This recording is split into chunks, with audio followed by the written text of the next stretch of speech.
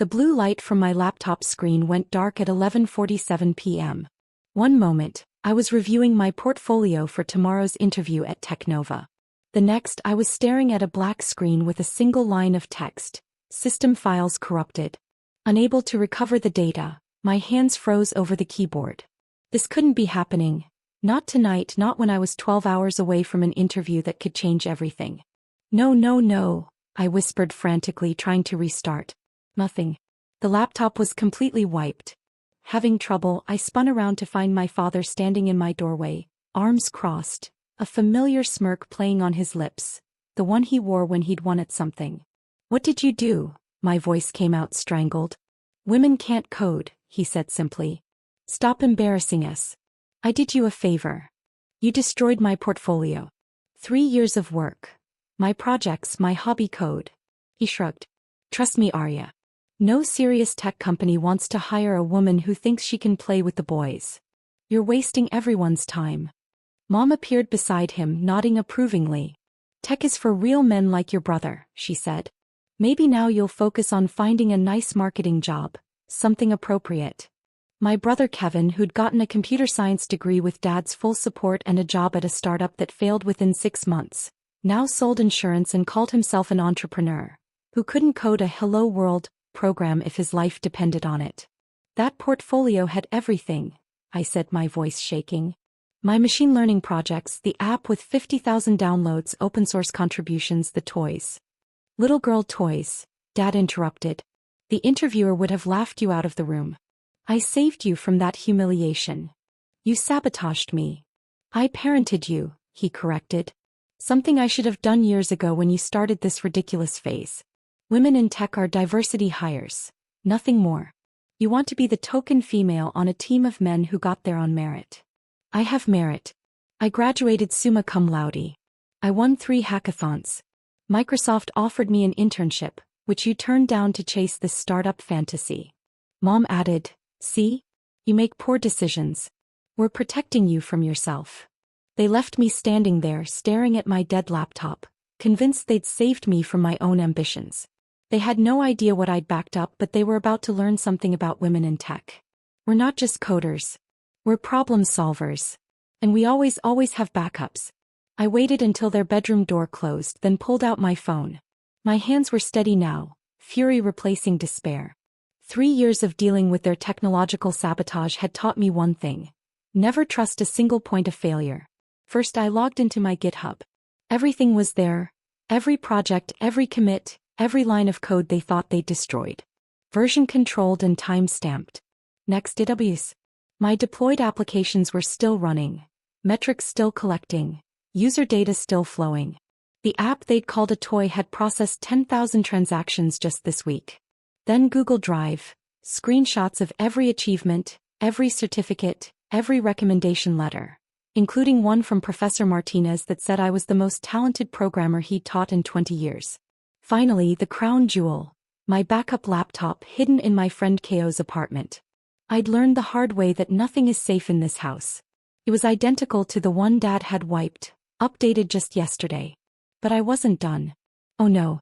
If they wanted to play dirty, I'd show them what a woman who can code could really do. I opened my security app, the one I'd built after Dad accidentally deleted my junior year project. For 2 years, it had been quietly documenting every login to my devices, every file access, every deletion. There it was, 10:32 p.m. Dad's user account logging into my laptop using a password he didn't know. I knew he knew. Systematic deletion of directories. Installation of a corrupting virus. All logged, all traceable. But the best part? The keylogger I'd installed on the family computer after Mom lost my scholarship applications. It had captured something beautiful. An email from Dad to his boss sent from the family computer 3 hours ago. "Need to leave early tomorrow for golf. Will say I'm in client meetings." Another email from 2 weeks ago. Expense report attached for the Vegas conference. The conference he'd actually spent in Atlantic City with his college buddies. And one more, the crown jewel. "Don't worry about the Henderson account discrepancies. I'll handle the auditor." I smiled. A real smile for the first time all night. See, what my parents didn't understand about coding wasn't just the technical side. It was the mindset. Debugging isn't just about fixing errors. It's about understanding systems, finding vulnerabilities, exploiting weaknesses, and I just found theirs. I worked through the night but not on recovering my portfolio. That was already safe. Instead, I built something new. A simple website with a clean interface, professional design, just like the portfolio sites they'd expect from a real developer. Except this one had a twist. At 6 a.m., I sent an email to Dad's entire company directory, CC'd the board of directors, even included the SEC compliance officer. Subject: System Security Demonstration by Arya Chin. Dear TechCorp leadership, as an aspiring cybersecurity professional, I've identified several critical vulnerabilities in your corporate security infrastructure.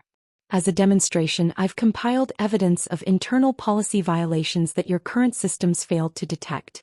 Please find attached documented evidence of expense fraud, time theft, and potential financial irregularities within your organization. This information was obtained through publicly available means and basic security oversight. Consider this my application for your cybersecurity internship program.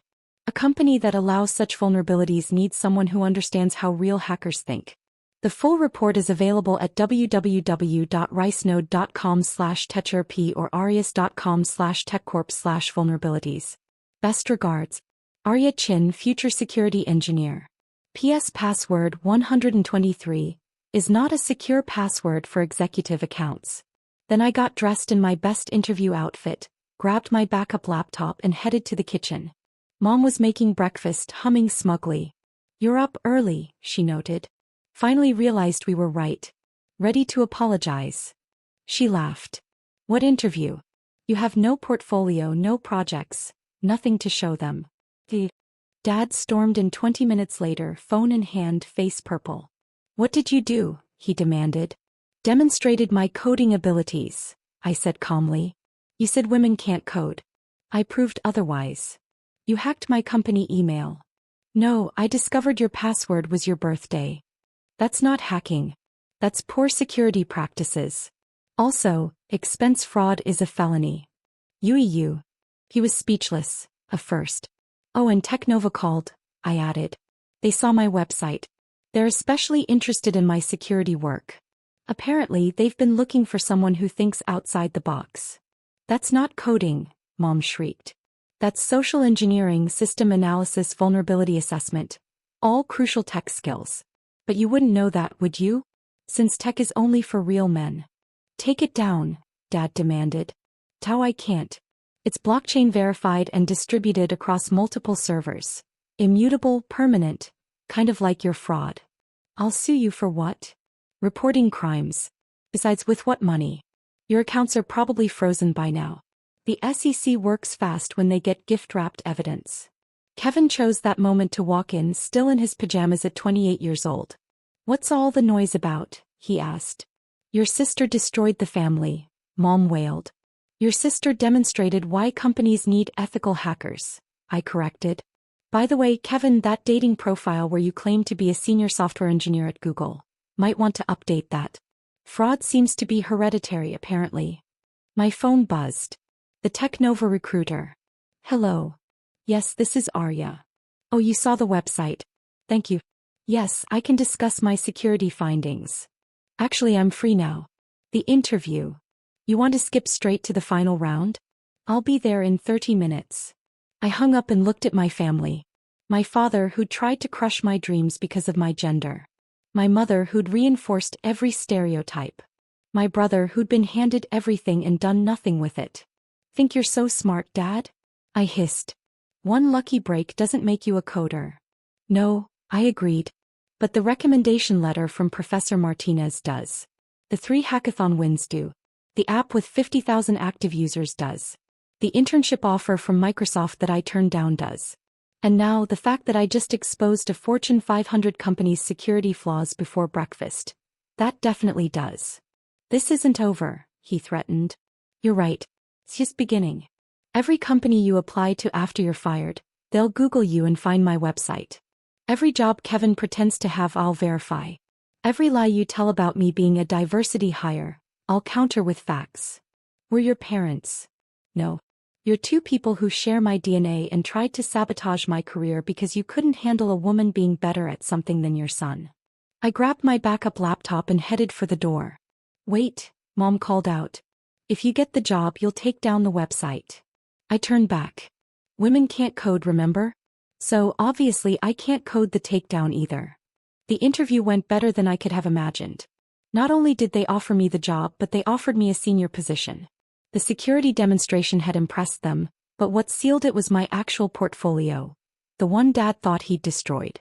Most juniors would have panicked, the lead engineer said. You turned a malicious attack into an opportunity. That's the kind of thinking we need. Plus, the CEO added, anyone who can build what you built while dealing with that level of family sabotage, that's resilience we want on our team. I accepted on the spot. The salary was double what Kevin had ever made. The benefits included continuing education.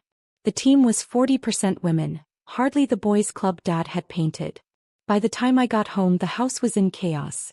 Dad's company had suspended him pending investigation.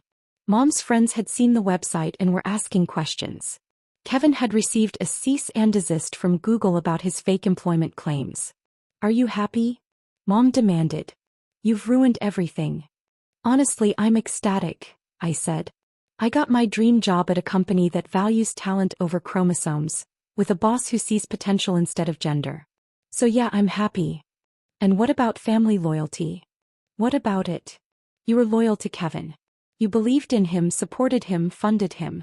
Where did that get you? Meanwhile, you tried to destroy me and I still succeeded. Maybe you backed the wrong horse, Dad said quietly. When you're alone with your computers and no family. I'd rather be alone with my computers than surrounded by people who think my gender determines my worth. That night I packed my things. Not much. Most of my important possessions were already at KO's in another backup plan they'd never suspected. As I left, Kevin stopped me. How did you do it? The website, the security stuff. Can you teach me? I almost felt sorry for him. Almost. Stack Overflow. GitHub. Same resources available to everyone. The difference is I used them. But Dad says women can't. Dad says a lot of things. How many of them have turned out to be true? I left him standing there reconsidering everything. 6 months later, I was leading my own team at Technova. The project we deployed saved the company millions and prevented security breaches. My portfolio site, the real one, had become a case study in resilience and digital self-defense. Dad's company had fired him. The SEC investigation uncovered more fraud than I'd found. Mom had to get a job for the first time in her life. Kevin was finally taking actual coding boot camps, learning the skills he'd pretended to have. They tried to reach out once through my aunt. Family is family, she said. They're sorry. They're sorry they got caught, I corrected. Not sorry they tried to destroy my career. They've learned their lesson. Have they? Do they believe women can code now? Or are they just sorry this particular woman could? She didn't have an answer. The truth is, I don't need their approval anymore. I have colleagues who respect my skills, men who look up to me, young women told they can't code just like I was. A portfolio that speaks louder than any gendered assumption.